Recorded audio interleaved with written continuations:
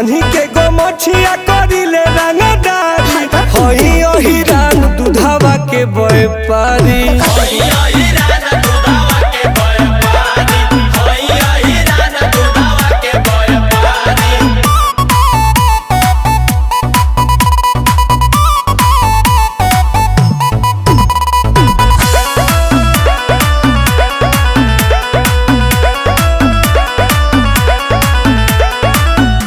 काहे खाती मोरा तारा उठ के ललैया पा आके एक बेर देख रानी जादू के मड़ैया पर। ढेर मत बोलो।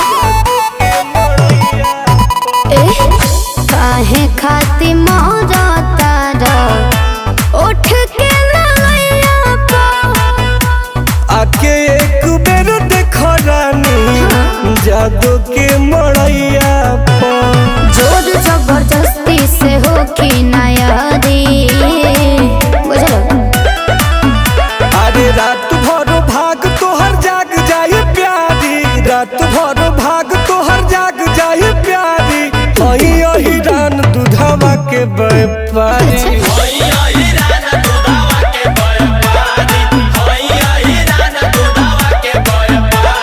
सब बुझत नहीं।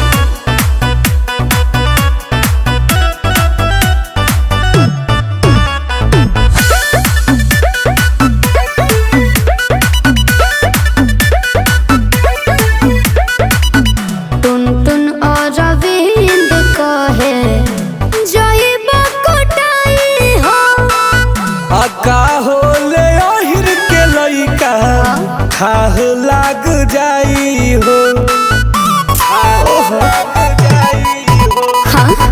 टुन और अरविंद कहे जोही बकोटाई हो। का होले ओहिर के लइका खाह लाग जाई हो। हाथ धके कहेला करेला बरियारी। आज टुन टुन के धरे दकोरा में एक बारी, टुन टुन के धरे दकोरा में एक बारी होई ओही रान दूधावा के व्यापारी।